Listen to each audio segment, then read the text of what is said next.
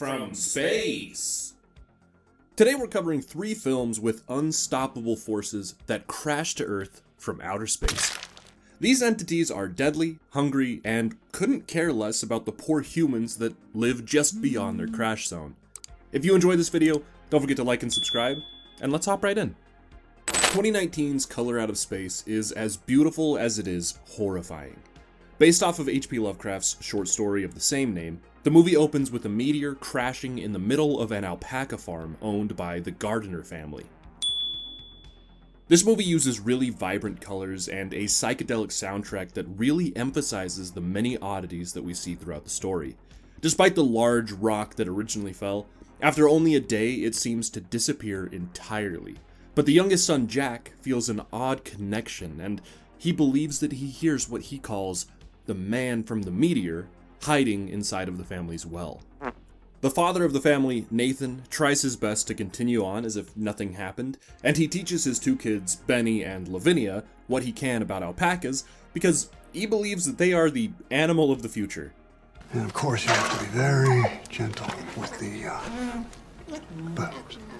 The other 3 characters that play a part in this film are the mother, Teresa, who has recently been diagnosed with cancer, a hydrologist from out of town named Ward Phillips, and a man who squats on the Gardner's land who loves conspiracies and smoking the ganja. And his name is Ezra. Ezra has a cat and it's super cute, but it's not going to be super cute for long. Meow, meow, meow, meow, meow. Ezra claims to hear some kind of being moving underground, and they call Ward Phillips for some kind of diagnostics since their water supply has suddenly become tainted by an odd color.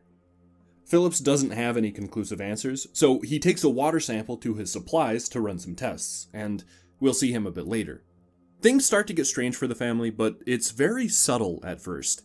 Jack notices a whistling coming from the well, and he tries to communicate back to the man from the meteor, but we never get to see this elusive spaceman. Nathan also seems to regress a bit, ranting more frequently and coming across as suddenly strict to his kids at unprompted moments. But things get really odd when Teresa zones out while chopping some veggies, and she accidentally chops off a part of her finger. Nathan and Teresa run to the hospital right away, and Benny agrees to be the man of the house and to put away the alpacas. But when he puts the alpacas in the barn, they somehow end up back in the field only a few moments later. He goes back out, and then we follow Lavinia as she's doing some tasks, only to suddenly lose a few hours of time when she realizes that the sun is down and it's inexplicably nighttime. Benny comes back in the house right then, and he says that somehow he got lost outside, and he was out there for hours.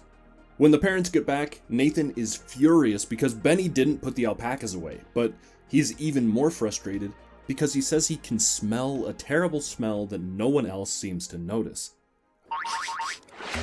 Do you smell it? That smell. The kind of smelly smell.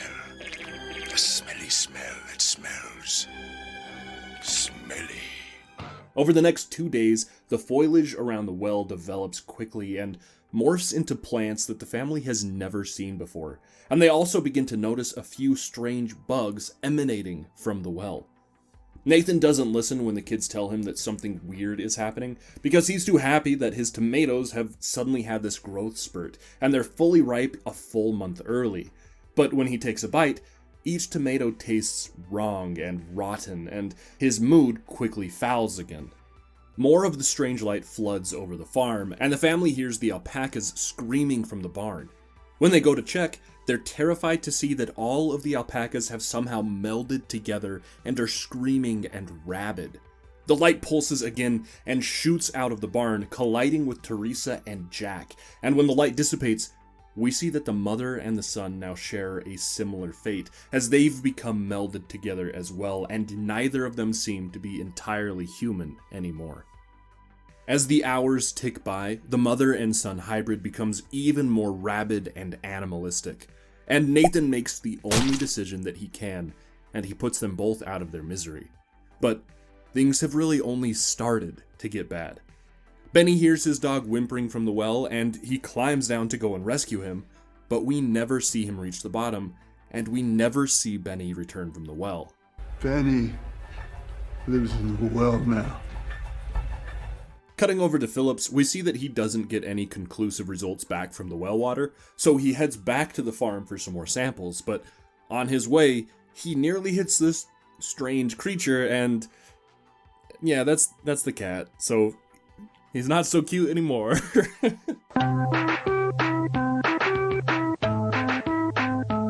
He ends up going directly to Ezra's hut, but he hears the man speaking in a demonic tone from inside.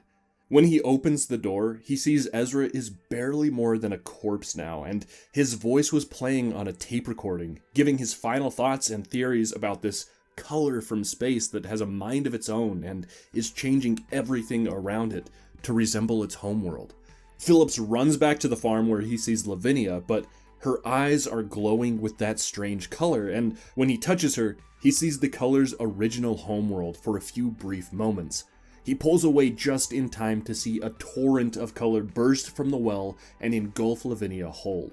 He runs inside where Nathan speaks with the voices of each of his family members before he attacks Phillips. The fight doesn't last too long as Phillips dives into the wine cellar just as the tornado of color pulses again and devours the house and chars Nathan completely.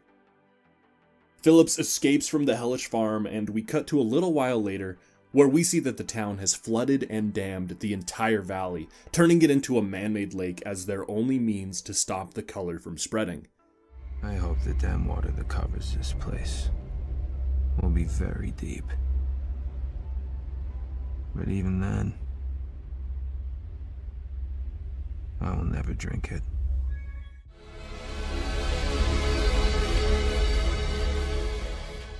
And that is where this movie ends. Color Out of Space is a super fun watch. It's dark and twisted, but also carries a light tone with plenty of humor and interesting characters. The warping world that the color creates is really cool to look at, and the body horror is terrifying, and it really caught me off guard the first time that I watched it. I love the abundance of pinks and purples, and like I mentioned at the beginning, the soundtrack is really good as well, and it helps to elevate each scene. This is definitely a movie that I recommend fully, and I'm gonna give it a solid 4 out of 5 unidentified flying objects. I think 1988's The Blob is one of the most underrated horror movies that I've seen. Going along with the theme, a goopy creature crash lands from outer space, and as it feeds, it grows and gives us a film full of incredible practical effects, intense and terrifying scenes, and even a few unexpected plot twists. We follow a high school jock named Paul Taylor as he's getting ready for a date with a cheerleader named Meg. One thing that immediately sticks out in The Blob are the characters, and I'm not just talking about the main few that we follow, I'm talking about everyone that we see in the town. Each person gets a small character building moment just sprinkled throughout the runtime, but these moments never feel invasive. I'll point out a few as we break down the film, but the writing in these small instances really makes the town feel alive, and it helps you understand that everyone living here has a history and everyone really does know each other in some kind of way. For example, the local bad boy named Brian Flagg is your typical leather jacket wearing, motorcycle riding troublemaker, so the sheriff and the deputy always give him a few comments or a look that says, "Be on your best behavior because I'm watching you." Or, as Paul is getting ready for his date, he stops by the pharmacy with his friend Scott because Scott wants some condoms. The Reverend then walks in and excitedly speaks with Scott about the previous night's football game, and when the pharmacist brings up the condoms again, Scott is embarrassed, so he claims that they are actually for his friend who is super irresponsible, and he points to Paul to get himself out of the situation. But, to go a layer deeper, when Paul picks up his date and meets Meg's father, it turns out to be the pharmacist himself.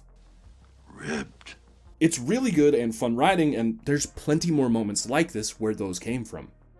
Sometime in between all of this, we follow a homeless man as he witnesses a meteor crash from space.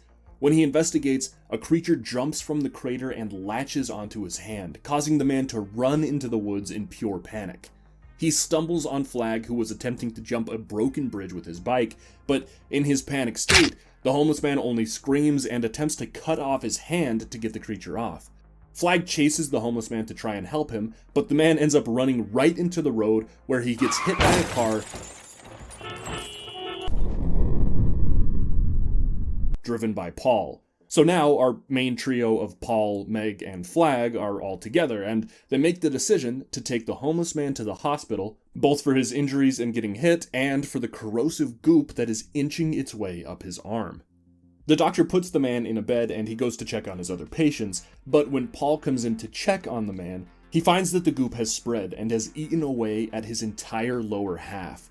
The doctor rushes in and Paul runs to the phone to call the police, but the now much larger blob is hovering just behind him. Meg hears Paul scream, and when she runs to help, she finds Paul completely covered in the goop and watches as he melts and disfigures right in front of her. Well, the blob disappears through the air ducts, leaving the cops to question what really happened, and of course, they try to blame it all on Flag somehow, so they book him and take him to the police department. The sheriff also flirts it up with the owner of the local diner in another small world-building moment. Following the blob, we see that Scott is trying his best to score on his date tonight as he makes her a very alcohol-heavy drink from the trunk of his car. When he gets back, it seems that his date has fallen asleep, but it's actually much worse, as when he gets closer to her, the blob suddenly burns its way through her flesh with corrosive tentacles and latches on to Scott, killing and absorbing them both. When Flag is released from the jail, Meg is there waiting. She tries to tell him what happened because no one else believes her, but the conversation doesn't go her way. I know you're the homecoming queen type and all, but are you strung out or something or what? The diner is closed, but Flag is friends with the owner, so she allows the two to come in for a sandwich while she finishes closing the place down for the night. There's a nasty block in the sink, so the dishwasher does his best to unjam it, but surprise! The block was actually the blob. It latches onto the dishwasher's arm and pulls him into the tiny drain. The owner and the two main characters hear the commotion, and they get there just in time to watch as the blob erupts from that drain and begins to charge at them in this thoughtless hunger. Flag and Meg hide in the freezer, and we see that the blob is weakened by the cold temperatures, so it flees to go after easier prey. The diner owner runs into a phone booth to call for help, but the blob surrounds the glass box.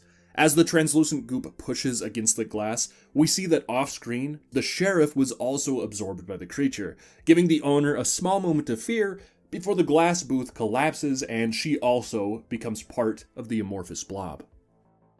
After a time, Flag and Meg leave the freezer, and not knowing a better plan, they head into the woods to see where the creature landed to hopefully get some answers. Really quick, also, when the diner is empty, the Reverend from before enters to look for anyone who may need some help, and he happens upon the crystallized pieces of the blob that were left behind in the freezer.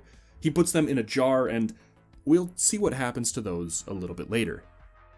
Flag and Meg find the crash site and watch in horror as dozens of government people swarm the place and pull up a metallic pod. I am government man. Go from the government. The government has sent me. In another plot twist, we hear the scientists say that the blob is actually a man-made bioweapon that accidentally crashed from orbit, but instead of worrying about the repercussions, they decide that this is the perfect test for their ultimate weapon. I want that organism alive. What about the civilians? They're expendable. The two try to sneak away, but end up being caught by the government people and tossed into the back of a van. Flag is able to force the van open, and he tries to convince Meg to escape with him, but she decides that she'll just comply with the men and watches as Flag escapes back into the woods. The whole town is placed on lockdown, and the citizens gather at the town hall, but when Meg reunites with her family, she realizes that her younger brother isn't with them, and she makes a break for the theater to try to get him to safety. And it's just in time, because the blob has found the theater full of people, and he begins to chow down on the human smorgasbord. Meg grabs her brother and his friend and escapes into an alley with the blob hot on their heels. They realize that the alley has no place to run, so their only option is to escape into a manhole, but the blob is so close behind them that it grabs onto Meg's hair, and she's only released when the corrosive goop burns through it. They run through the sewer with the blob close behind them, and as they try to climb one of the walls, the brother's friend is grabbed and dragged beneath the water. But never fear, because Meg dives in to rescue him, and she fails. Meg's brother squeezes through some bars, but Meg is a bit too big to fit through, so she accepts her fate as the blob stretches upward to consume her whole. Fortunately, a few government people show up just then to take the blob's attention, giving Meg the distraction that she needs to slip away further into the tunnels. Back to Flag, we watch as he finds his motorcycle and darts through the woods with jeeps and a helicopter right on his trail. He ends up making the jump over that broken bridge that we set up earlier and sees that his only real means of escape is a large sewer pipe that he quickly drives into. Flag happens upon Meg and does a sick bike stunt to get as far away from the pursuing blob as possible. They think that they found a way out, but as they climb, the lead scientist meets them at the exit to the sewer and he closes them in, even parking a truck on top of the manhole. So, what does Flag do? He uses one of the government dude's rocket launchers and blows the manhole open. He and Meg then exit the sewer, and it's just in time because the blob then bursts out behind them and chaos ensues. People get sucked into the blob by the dozens as they try to escape into the town hall.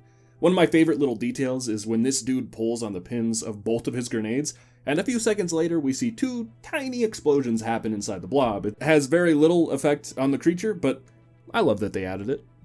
Meg does her best to fend off the blob with a fire extinguisher, and it's good that she has that, because the Reverend gets set on fire and she's able to save his life. But as the citizens all gather in the town hall, the extinguisher runs out of fuel, and the deputy gets pulled into the blob's maw. Flag, in the meantime, runs to a car shop where the mechanic was working on a snow truck. He drives the truck right into the blob, and he crashes it. And then the snow chemicals fall off of the truck and leave Flag stranded upside down while the blob surrounds him. Meg sees that Flag is in trouble, so she runs out of the town hall and grabs an explosive satchel charge. She gets the blob's attention and places the charge on the snow chemicals, and then she jumps off in a super heroic move. The truck explodes and the blob freezes and turns into these really tasty looking crystals. And the day is saved.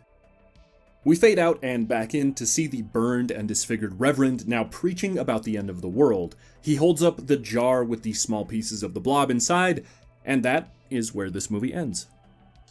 Like I mentioned at the beginning, I think that The Blob is one of the most underrated horror movies that I've seen. The practical effect work is on par with some of the best films out there, and the story is simple but incredibly well done. The characters each have their moments, and the few plot twists really keep you on your toes as this unstoppable force rampages through the small town. It's a shame that it never got the sequel that I'm pretty sure that the Reverend was setting up, but even as a standalone movie, it tells a complete and comprehensive story about a bioweapon causing total devastation. I love it, and without a doubt, this movie gets 5 out of 5 unidentified flying objects. In 2006, James Gunn blessed us with the body horror comedy called Slither. A comet crashes to Earth and a man named Grant stumbles upon it. He follows a trail of slime to this goopy, blob-like creature, but before he can touch it, the creature opens up and shoots a barb into his chest. We see an x-ray as the creature worms its way into Grant's brain. He goes home to his wife Starla, but it's clear that the blob has affected him in some way because she notices that he seems to be a bit naive and almost childlike with his emotions. He's also incredibly hungry. Meat.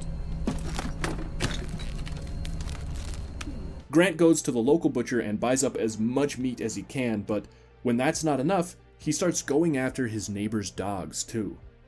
It's clear that the barb is after something in particular, as one day when Starla is showering, Grant is drawn to her.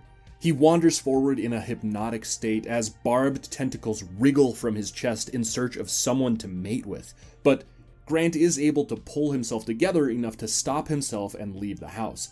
Instead, he goes to a woman that was hitting on him at the bar named Brenda, and he allows the tentacles' instincts to overwhelm him. He ends up taking his new mate to an abandoned shack in the woods that night. This same night, we see Starla go to a bar where Grant was supposed to meet her for date night, but she's worried to see that he never shows up. We meet our other main character here, a sheriff named Bill, who has a bit of a history with Starla, and they dance and have a bit of fun until the bar closes. When Starla goes home, she sees that Grant has started to change. It's just a bee sting. Grant claims that he went to the doctor and he says that he'll be just fine just to stop her from being concerned. The next night, Grant goes back to the abandoned shack with some fresh meat in hand. I'm so hungry. I think I'm gonna die. No. Here, I got something here. Help me feel better. Brenda is drawn to the raw meat, and we'll check in on her a little bit later. The cops show up at Starla's house asking for Grant, but he's not home at the moment. They say that Brenda has officially been reported as a missing person, and that Grant was the last person to be seen with her. So Starla promises to give them a call when her husband comes home. When the door closes, Grant suddenly shows up, but he's a bit different now. The cops hear the noise as Grant starts to attack Starla, and they rush in just in time to see Grant's arms start to elongate and become all goopy, but he escapes into the woods before they can shoot or question him. Then, we cut to 3 days later. Following Bill in the sheriff's office, we hear that Grant has been spotted by local farmers and has been killing and stealing livestock. Bill puts the trail together and believes that he knows which farm Grant will attack next, so he organizes a stakeout. The cops all arm up, and we get a look at a grenade, so hint, it might be important.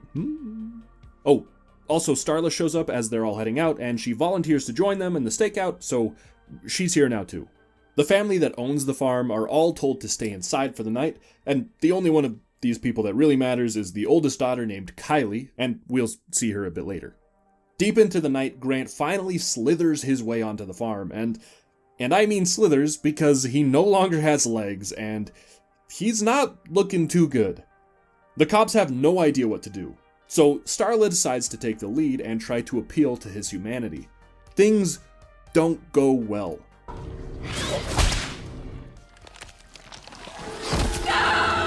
Grant slithers back into the woods, but the cops stay on his trail, and they end up finding the abandoned shack.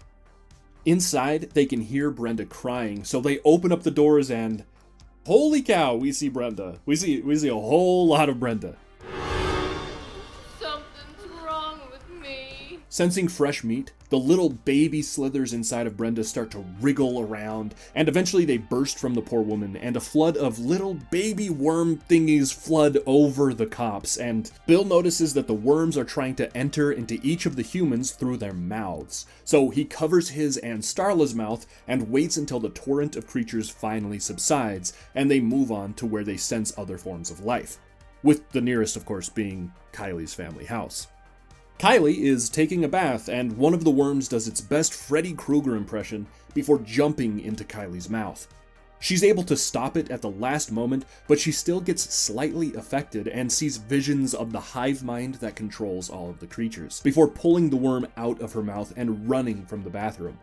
Unfortunately, all of Kylie's family members get slithered, and she's forced to jump from the room and lock herself inside of a truck, but without the keys, so she's stranded as the creatures surround her. Back to the main group, Bill wanders off to find some help because no one is picking up on the radio, but when he leaves, the bodies of the slithered cops suddenly wake up and move towards Starla. They all speak as if they are Grant, showing that his memories are the most intact since he was the first one infected. Oh, also we learn that the infected people can shoot a corrosive goop out of their mouths, so that's good, I guess. Bill shows up just as Kylie's family comes back to life and start to surround her, and together they rush into the cop car and start to drive towards the others.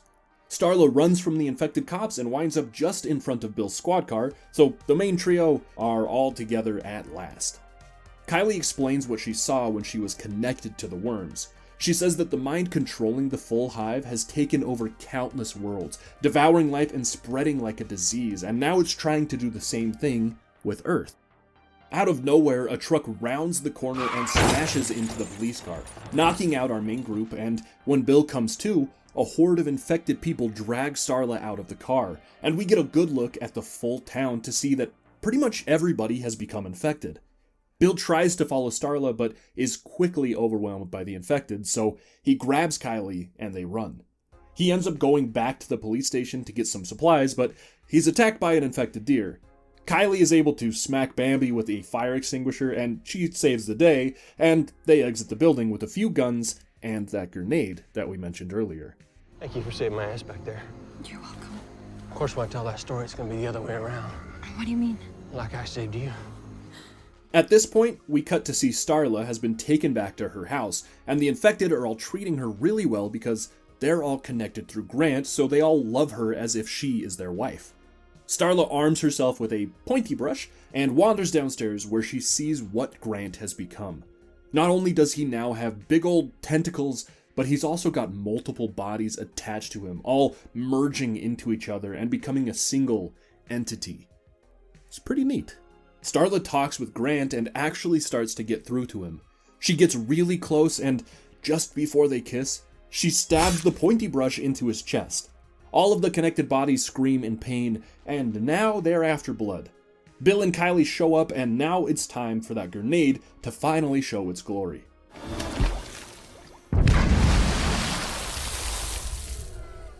Or maybe not. Kylie is crushed by a couch, and Bill is slammed out of the window and attacked by Grant's tentacles. He's able to grab a propane tank and force one of the tentacles onto the nozzle, which then forces the gas to flow into the main body, and as Bill is dragged inside, he screams at Starla. Shoot him! Starla shoots, and Grant explodes, which causes all of the infected people to fall at once. Also, we learned that somehow Kylie lived through getting crushed by that couch. I don't know how. Like, it hit her at like 50 miles an hour. She's got to be dead, but she's alive. The three survivors exit the insane flesh house and walk through the town covered in bodies. And that is where this movie ends. When I first watched Slither, I didn't realize it was going to be a comedy, but I thoroughly enjoyed all the jokes and the bits that the movie pulls, while also dealing with an incredibly terrifying situation. I loved the body horror, I loved the idea of a hive mind that spreads like an infection, and I loved how Grant's personality shines through that hive mind because he's the original host. I also love the anticlimactic grenade. That stuff like that always just makes me laugh. It's pretty funny. But overall, it's worth the 90-minute runtime if you're looking for something silly and kind of scary, and we're going to give it a solid 3 out of 5 unidentified flying objects. And with that, we end our trilogy of unstoppable horrors from outer space. It's such a fun concept to think of these alien forces crash landing on Earth and seeing how movies imagine this kind of event would happen. But what do you think? Which of these 3 forces do you think is the most deadly, and which do you think that you could survive? As always, don't forget to like and subscribe so that you don't miss out on the next movies that we cover. And thank you so much to my YouTube members for the extra support. I love you. Mwah. But yeah, thank you all who made it this far, and beware of meteors. Bye-bye.